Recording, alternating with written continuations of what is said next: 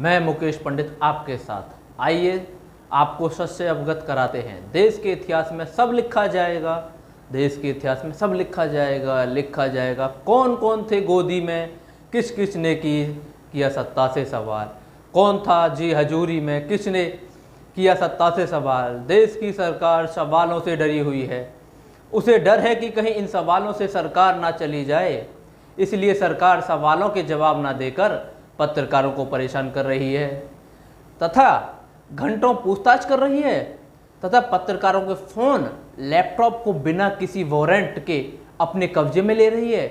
इन सब से परेशान होकर पत्रकारों ने जांच एजेंसियों के खिलाफ पत्रकार संगठनों ने CJI को लिखा साझा पत्र।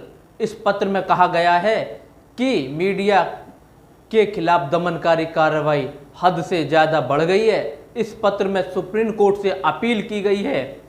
इस में पत्रकार संगठनों ने कहा है कि पिछले 24 घंटों के घटनाक्रम ने हमारे पास आपसे अपील करने के अलावा कोई विकल्प नहीं छोड़ा है कि आप संज्ञान लें और हस्तक्षेप करें, इससे पहले कहीं देर ना हो जाए।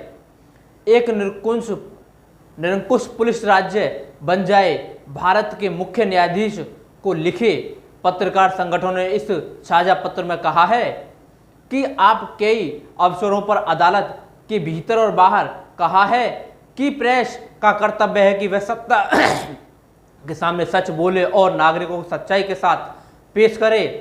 भारत की स्वतंत्रता तब तक सुरक्षित रहेगी तब तक पत्रकार प्रतिरोधी की धमकियों से डरे बिना अपनी भूमिका निभा सकते हैं। इस साझा पत्र में कहा गया है कि सच तो यही है कि भारत में पत्रकारों का एक बड़ा वर्ग प्रतिरोध के खतरे के बीच काम कर रहा है तथा जांच एजेंसियों का दुरुपयोग किया जा रहा है। लेकिन जब जांच के नाम पर पत्रकारों को बुलाया जाता है और उनके उपकरण फोन टैबलेट को जब्त कर लिया जाता है तथा पत्रकार संगठनों ने कहा है कि गिरफ्तारी की तरह पूछताछ का भी आधार बताना चाहिए।